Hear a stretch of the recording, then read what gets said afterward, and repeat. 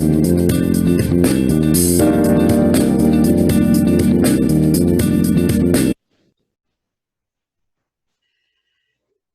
and welcome to the Entrepreneurial Alumni Speaker Series.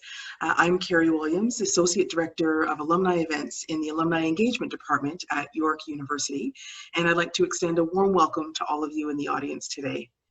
It's always such a great pleasure to bring so many of our students, alumni, and friends together at one of our many online experiences. Before we begin, I do want to share a brief update about the fall semester and York's response to COVID-19. Now, as the university begins to plan for a gradual, phased return to our campuses, it is important to recognize the pandemic state of emergency is still very much in effect. York has joined all other GTA universities and many large organizations in supporting the City of Toronto's request to continue remote work until the fall of 2020. You may read about the specifics to a phased return to campus and what this means over the next couple of months. There should be a link that appears on your screen. And although we aren't all in the same location, we recognize many Indigenous nations have long-standing relationships with the territories upon which York University campuses are located that precede the establishment of the university. York University acknowledges its presence on the traditional territory of many Indigenous nations. The area known as Takronto has been caretaken by the Anishinaabe Nation, the Haudenosaunee Confederacy, and the Huron-Wendat. It is now home to many First Nation, Inuit, and Métis communities. We acknowledge the current treaty holders, the Mississaugas of the Credit First Nation. The territory is subject to the Dish with One Spoon Wampum Belt Covenant, an agreement to peaceably care and share for the Great Lakes region. Now, we'd love to get to know a little bit about you in our audience and find out where many of you are joining us from today. You'll notice a Q&A button at the bottom of your screen. Please take a moment and type the city or regional area where you are located today. And I'll just give everyone a moment to try that. Thank you.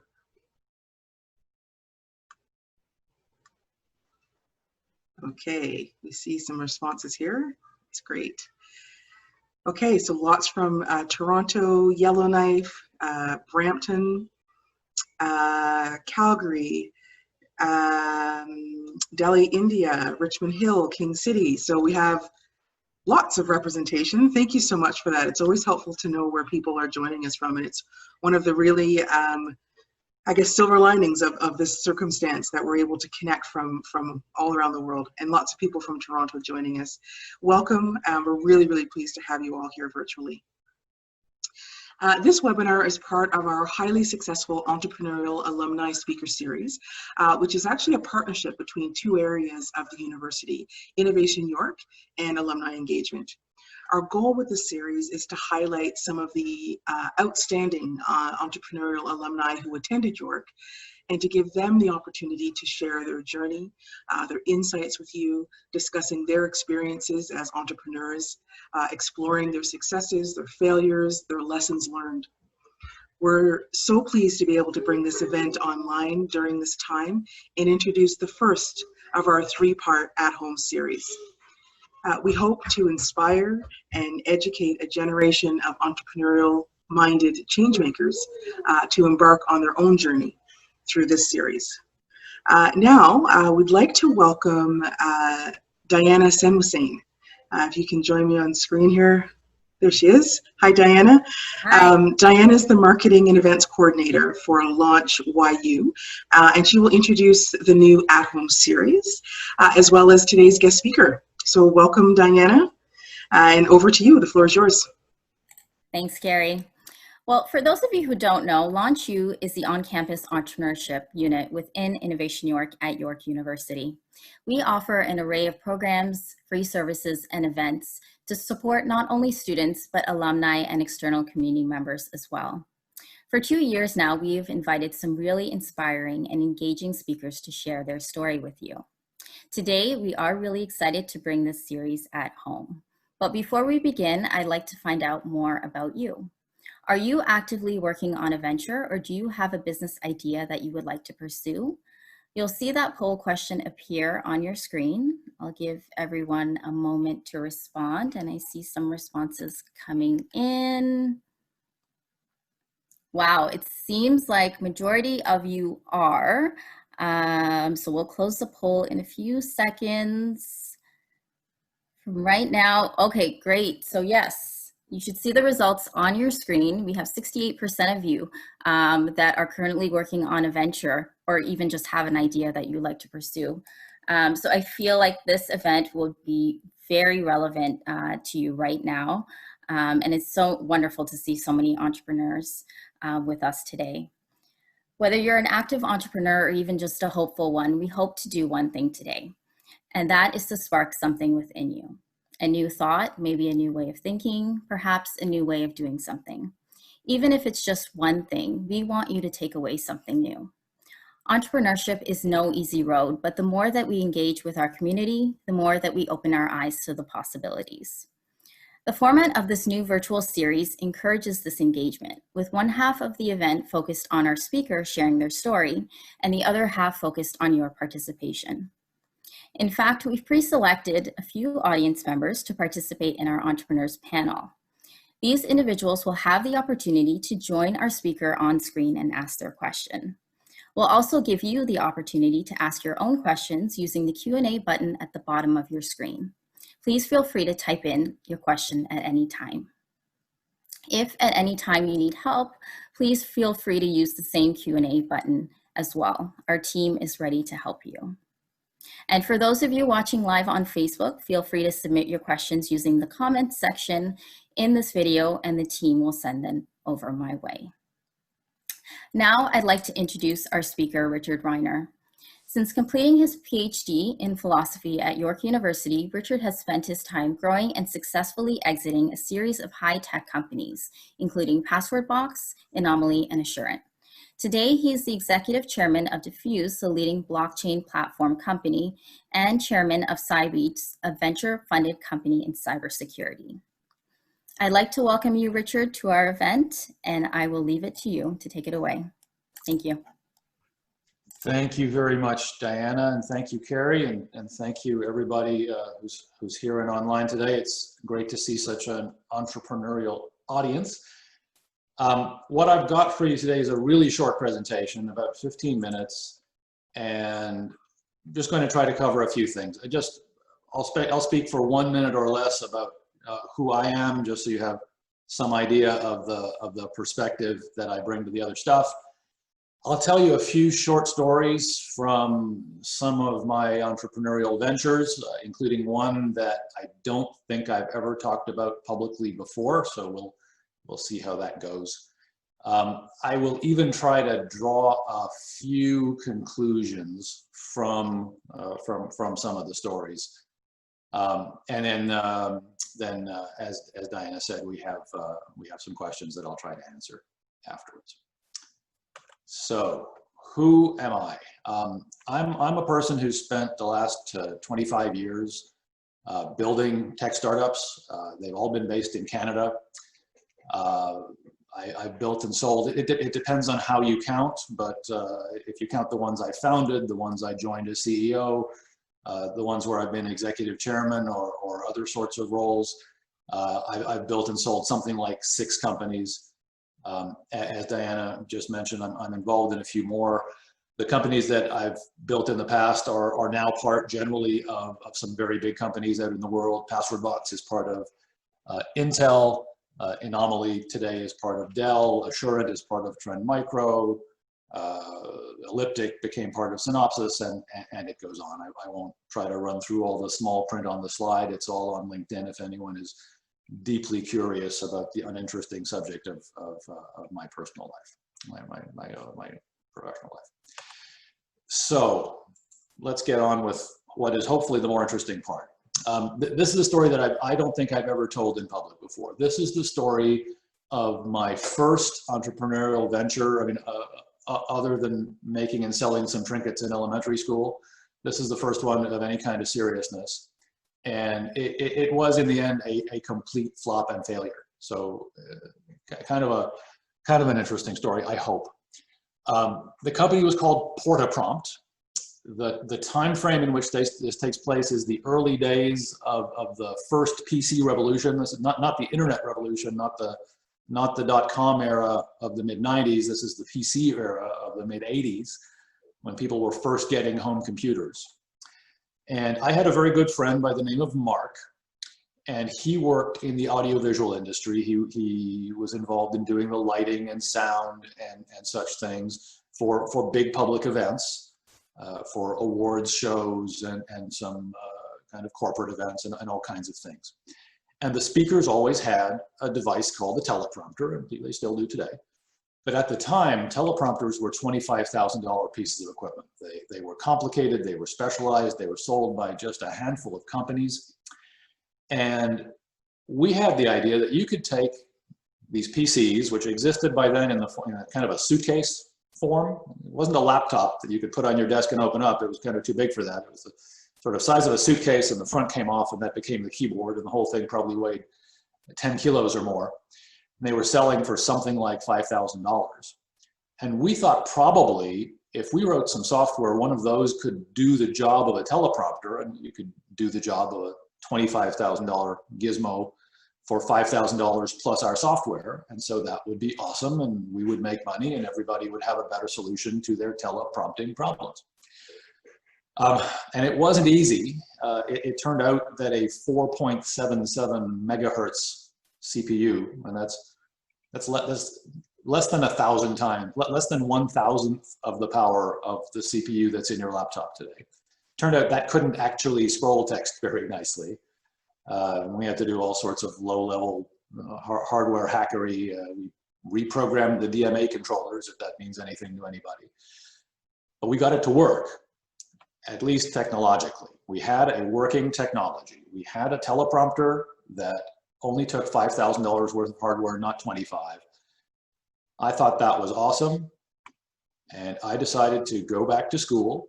I was an undergraduate at the time. And Mark was going to do this magical thing called commercializing the product. He was going to go out there and sell.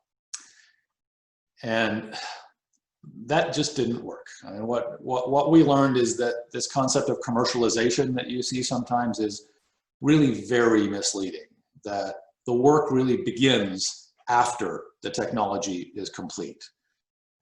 We were not sufficiently committed to this, and I mean, I know now that undercommitment is a certain recipe for failure. We eventually found one customer, never found a second one, and a competitor built more or less the identical product.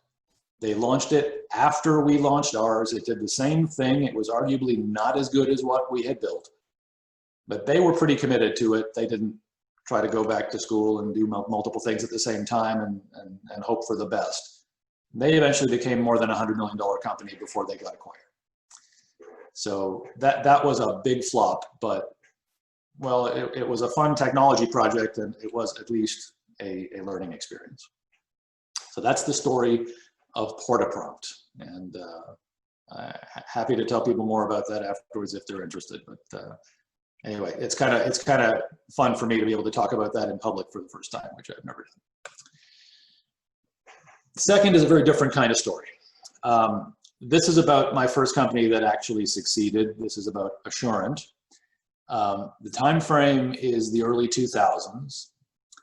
I had a successful cybersecurity consulting company.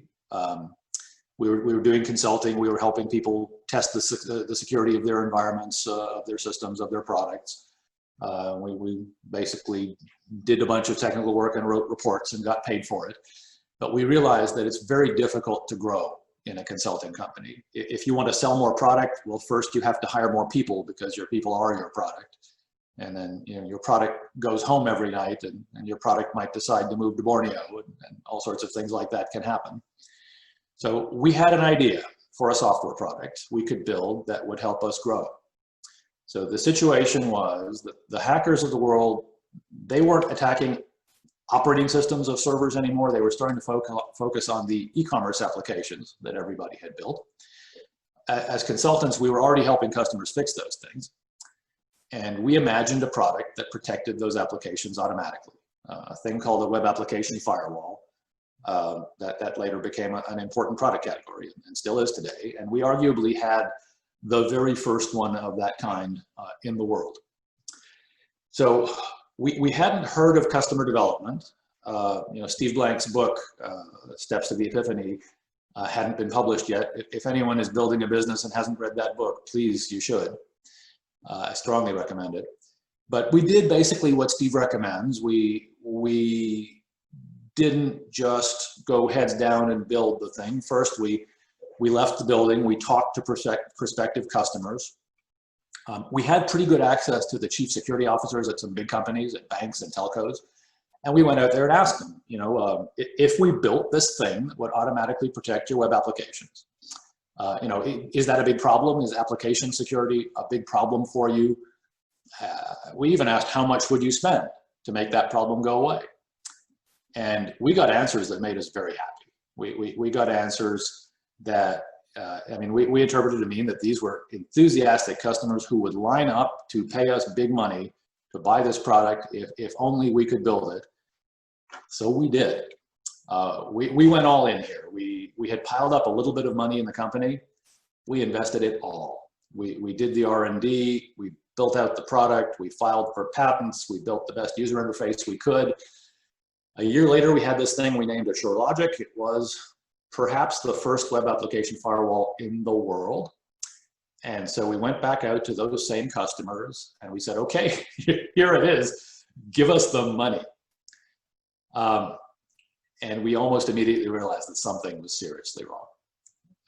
Nobody wanted to buy it, not even those same people who were the chief security officer at those big companies who had sounded so unbelievably excited and eager and who we thought would be standing in line to do it. So what we learned here is that we had been out there asking the wrong questions. We were asking, is this something you want? Not, is this the thing that you want the most? Is this a top priority? We were asking, would you buy it? We weren't asking them when. A much better question to have been asking would have been, is solving this application security thing a top 3 priority for like this year's budget or worst case next year's budget? Like, are you ready to do this now? And we would have gotten answers that said, yeah, well, it's not top 3, maybe it's top 20, and we'll probably do it in a year or 2 or 3. And then we could have saved ourselves an awful lot of pain. Ultimately, that product was not successful. We ended up doing other things in Assurent using some of the same technology. We were able to reuse quite a bit of it. But this product was not the thing that made us a successful company, but it was an important step on the way of learning how to build a product for which there is a real market and to build it at the right time in the right way. Third story, again, comes from a different company. This is, of these 3, it's the most recent. So PasswordBox, which is a consumer security product. It started out as a password manager like 1Password or LastPass. Now that in itself is a fairly boring product category. They're the most successful product in the world at the time we launched PasswordBox had maybe 10 million users. But that wasn't the real product. We were building the password manager to pile up a whole bunch of users to build something else. We were building a consumer authentication platform, something that logs you in without passwords. It was a biometric-based system. And the key was growth. We were willing to give away the product if we could pile up, millions, tens of millions, even hundreds of millions of users. So this was really interesting. This is the first time I was out there trying to sell something in cybersecurity to consumers. And we learned very fast. That is different. The willingness to pay turned out to be very close to 0. There was an expectation people had that, well, every product already gives you security. I shouldn't have to pay extra for that it's already a core attribute of other things. And we found the decision-making process is much more emotional. I guess that's fairly obvious that consumers are going to make decisions in a more emotional way than, supposedly rational big businesses. But there's a lot of interesting detail here. We learned every time we said the word security or cybersecurity to a customer, to a consumer, they were less likely to buy. if we said danger or hacker, or we used the color red, they were less likely to buy. The more we said you need security, the less they bought from us.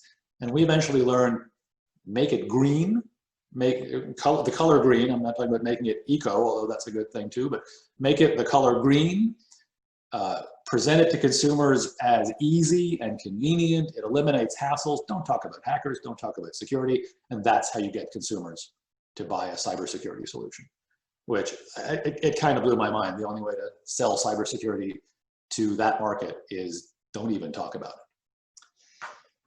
So that was kind of cool. Pulling that all together,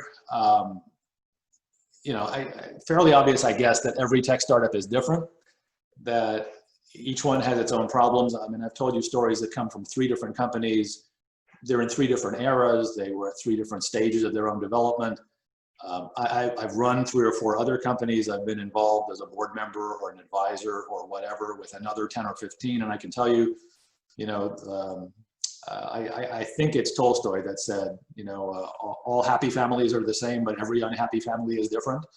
Each one's unhappy in its own way. Startups are not unhappy places, but they are all different in their own ways.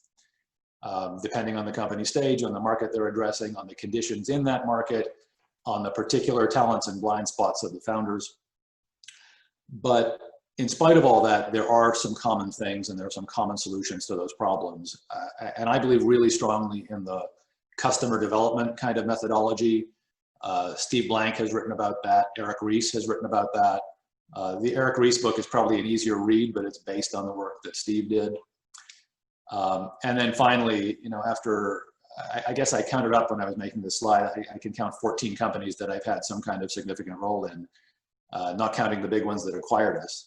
And I think I can confidently say that, you know, another thing that's true about startups is that the fun never stops.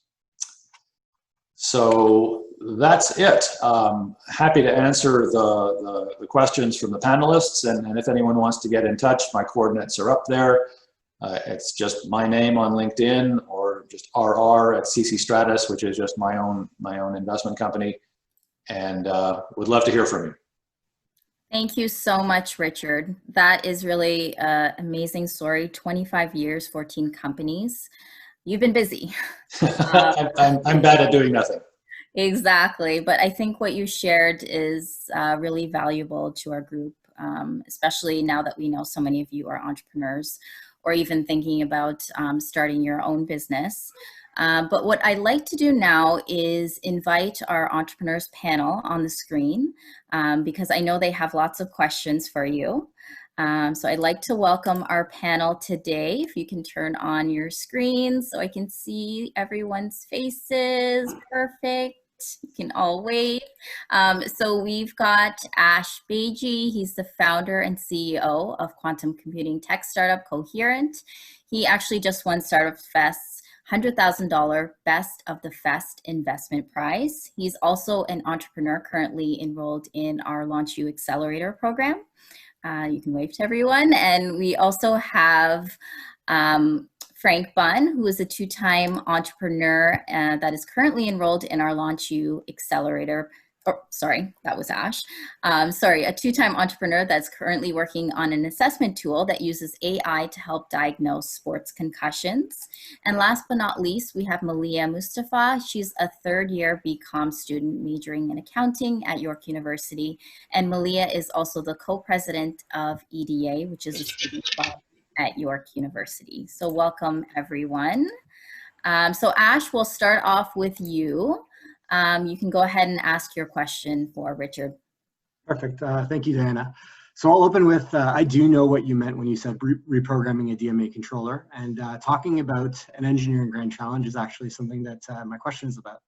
So there are a lot of uphill battles when trying to solve big technical problems in startups, and you need to convince investors, you need to convince employees, you need to convince customers. All the while you're trying to build something new, you're trying to build a new market and a new way of doing business. So you get a lot of feedback, some of which is very good and very applicable, but some of that comes from people who don't know your domain and can't know it. So how do you separate the good signal from the bad? How do you trust your instincts and stick to your guns and when should you learn from that signal that you're getting? Well, thanks, Ash. That's a fantastic question, and I mean it's a really hard one. If I could give you an algorithm for separating good advice from bad, then I would, you know, probably put that to use and rapidly make a few $1 billion using it. I guess there are a few things that you can say. I mean, for myself, I tend to feel talk is cheap and achievements are difficult. And I'm more likely to put confidence in someone who has done the thing that they're advising me about, rather than someone who has, you know, written or enunciated a theory about it. There are lots of people who can talk a good game. There are fewer people who can play the game and win. So if you've got advisors who've been there and done that, I would take that to be the best kind. And then there are a couple of dimensions to it. You know, some of it may be very domain specific. Some of it may, you know, I think I heard that you're in quantum computing. So obviously it's a new sector, it's a new market, and it might be difficult to find advisors in that vertical. But the business model of your company, whatever that is, maybe you're selling hardware, maybe it's SaaS, maybe it's something else, maybe it's enterprise SaaS. Advisors who've been there and done that in that more horizontal sense, they've been successful with the same business model. I think that's probably a good selector as well. Perfect, thank you. I will move on to Frank now. Frank, would you like to ask your question? And I see that you're currently on mute, so we'll try to get you unmuted so you can ask your question and we can all hear you. It'll just take a moment for that. And I think I just did it. Perfect. There you go. So I'm on? You're on. You can go ahead and ask your question. Okay, I have been in the business of scientific applications of computing, and most recently applying computer vision to measuring the movement of people for gait balance, and most recently for the sports concussion assessment test. These tests are in the medical field are typically today done by hand scoring. A professional with 10 or 20 years experience watches the person move and scores what they think is the test results. And it takes quite a bit of time, anywhere from 15 minutes to 40 minutes of a professional's time. So I developed the capability to do this using a Microsoft environment. They had good cameras, and I have been able to test with early adopters the measurement of gait balance and the measurement of the sports concussion assessment. And it worked well. I got good reception there. I have 3 patents pending on the technology. So my question really is, I'm now actually moving from the PC-based into the Apple-based environment, because the medical profession has told me that's what they want to use. If they're going to use a computer at all, and it's been difficult for many of them to do that, they want an Apple, something simple, straightforward, just follows simple rules and has a good user interface. So I'm doing the adaptation now. But my question is, I have been approached with potential people wanting to get involved as investors as well as bringing expertise. In this medical field, for example, I had one that said, well, okay, we're willing to put in $150,000 towards your project, and we want 15%. My question is, what would be reasonable for bringing in entrepreneurs who are investors but also have expertise into taking the product where it is now and getting it out into the medical market? Okay, so the medical market is not a place where I have a lot of experience. So I can comment in general about that kind of, with that magnitude of potential investment, you'd call it a pre-seed sort of investment. Anything up to maybe $500,000 or even up to $1 million counts as pre-seed these days. And the general expectation that investors have at that stage is not necessarily for a product that is complete and ready for market, but they would expect to see convincing reason to believe in this market opportunity, that there is a market big enough worth pursuing, and that you have, you know, a reasonable plan for success in that market, which includes the technology plan, but it also includes having the right people, you know, having the right skill sets. Pre-seed investors, I'd say the majority of pre-seed investors don't bring a willingness to be actively involved in the company. A minority do, but it's not that common.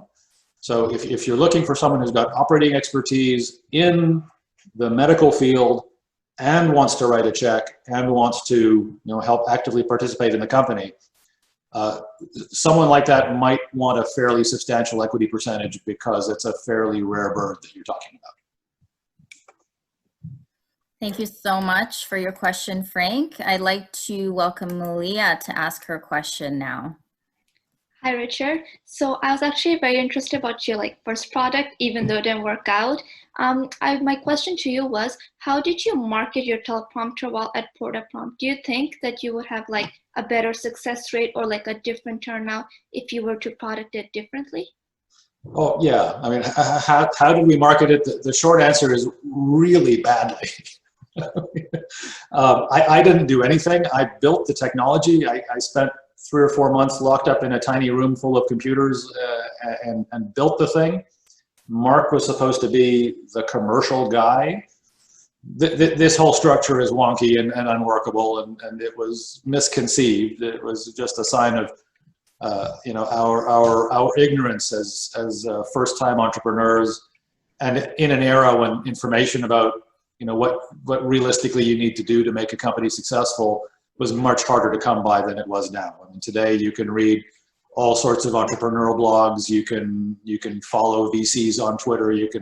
There's a wealth of information out there. We were just badly calibrated as to what we should do. We thought if we built a good enough product, you know, this was going to be, you know, like selling ice cubes in the Sahara. We wouldn't have to do much. We just show it to people and they'd say, give me 6. So marketing, what we didn't know about marketing at that time, you know, was enormous. What we didn't know about enterprise sales was enormous. The idea was that I was back in school, Mark was working full time and doing this on the side, and somehow it was magically going to become successful. So that's the wrong magic formula. It didn't work. What could we have done better? Everything. Except the product. The product was pretty decent. Okay, that makes sense. Thank you. Sure. So Richard, we have a few questions from the audience. First, actually, thank you to our panelists for contributing and joining us today, but we do want to get some audience questions in. Feel free to send them in using the Q&A button that you have on the bottom of your screen. So we have a question coming in from Johnson. It's quite a long one, but when talking about portaprompt, you said that commercialization begins after the tech is working. But for many new ideas today, getting the tech to work involves a whole lot of investment, reinvestment, time, and trust from investors. I'm thinking about companies like Tesla. My question is, how do you raise this capital from investors without being eccentric like Elon, especially when you don't have a working product? Okay, so let me say a couple of things. I don't think exactly what I said was that commercialization begins after the product is done. I think I said that's probably not the best way of thinking about it, that you need to be thinking about the market from the very beginning. You don't just build something and then hope to find a market for it. And I think that also contributes to answering the other part of the question, which is how do you raise funding when your product isn't complete? Hopefully you have a strong understanding of the market, which you can communicate to investors. You can identify the gaps that exist in the market, you know, what segments are not well served, how you plan to enter it. You know, you're going to disrupt this market because you can sell X 10 times cheaper than anyone else can, because you've invented Y. Even if the product isn't complete, you know, if you can persuade an investor that, you know, your vision there is compelling, the opportunity is real, and you've really come up with something that enables you to change the dynamics of that market, that's what investors are out looking for. At that point, it's not hard work to convince an investor. At that point, you've got investors pounding on your door. Yeah, that totally makes sense. I mean, we have so many entrepreneurs today asking, when is the right time to start that relationship with investors? What is your advice in terms of that? Do you think the earlier the better? What is sort of your point of view? Well, if you don't yet have an idea for a company, if you're just hoping to start something in the future, that's probably too early to go out and ask for meetings with investors. On the other hand, there are plenty of networking events. Now they're all virtual, of course, but supposing things get back to normal, a year ago, say there were easily an event a week you can go to in the GTA, which is filled with active investors. You can go to startup drinks, you can go to TechTO. Which events are most popular varies over time. The TechTO events tend to be very big currently. They've now moved online, and they have kind of a cool format that I find a lot of fun. So it's not too early, even before you have a company, to just casually meet people in public venues like that. You probably don't want to ask for half an hour of someone's time until you've got something specific you have to talk to them about. Agreed. And I'll take one last question because we're running a little bit over time, but this question comes from Abbas, and he is asking, as an entrepreneur, are you living how you wished you lived? Do you love your lifestyle now? So yeah, it's an interesting question. Okay, excellent question. I'm currently living a lifestyle experiment. I decided about 2 years ago that rather than committing myself on a 50, 100-hour-a-week basis to one company, I would try having kind of a portfolio of involvement. So I'm chairman of a company called Cybeats. I'm executive chairman, which is a larger time commitment sort of role, with a company called dfuse that Diana, you mentioned earlier. I'm involved in a few other things. I've got sort of 4 or 5 different commitments. I'm an advisor to a VC fund, bunch of stuff. And that's an experiment. And some days I feel like it's great. And other days, if 3 or 4 of those companies have emergencies that have by coincidence happened at the same time, then it's more stress than if I was just working with one company. So we'll see how that works out. I'm not sure yet. On the other hand, at a more basic level, the fact that I've had some entrepreneurial success gives me options.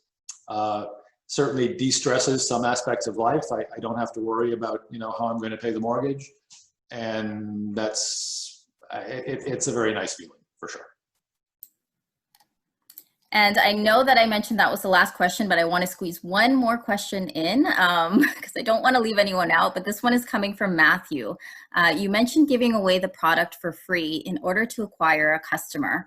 Can this be done by use of analytics, showing the customer that our service can provide additional online marketing potential and then driving them to purchase our services to maximize the potential?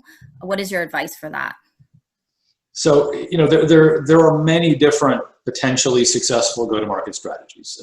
Sometimes you want to have a freemium offering where there is a permanent free tier of your service, and then if you want to get additional features or additional volume of whatever it is you sell, then the customer has to pay.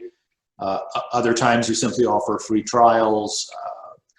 It depends very much on the unique dynamics of the market you're operating in. In some sectors, some companies have been fantastically successful with a freemium strategy where there is a permanent free tier. The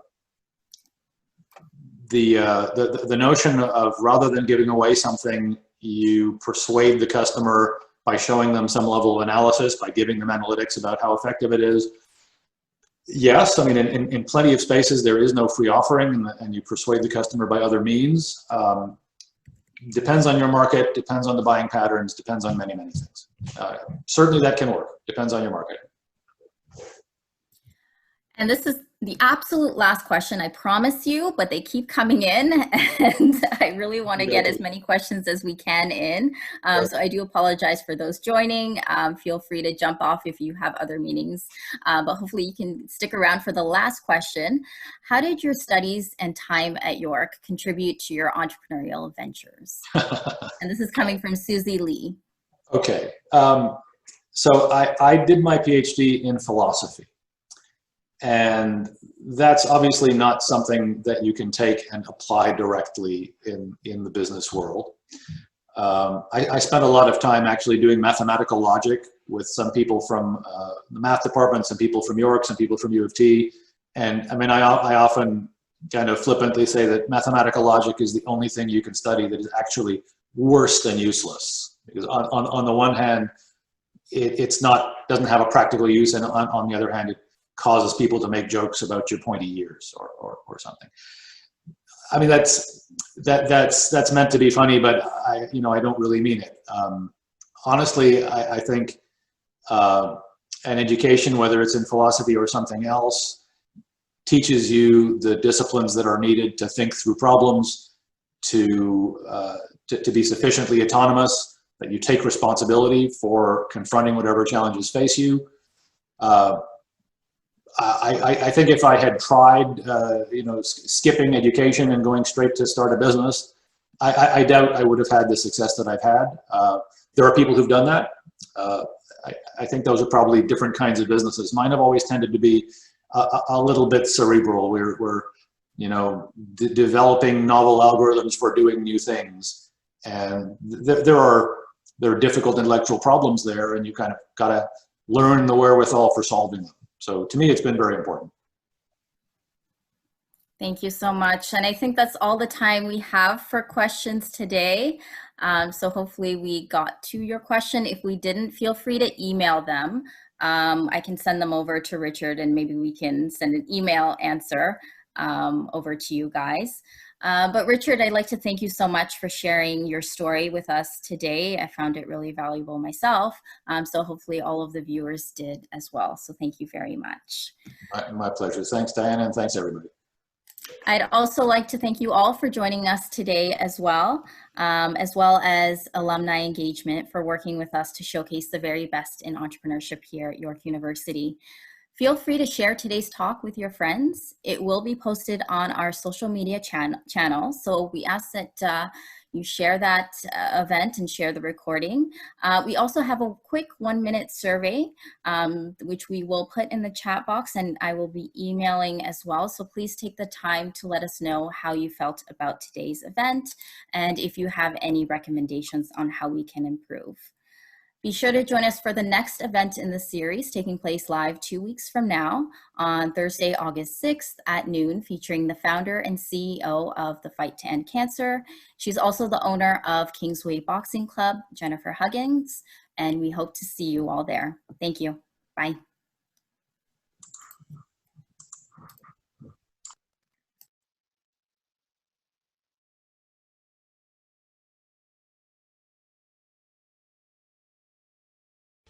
You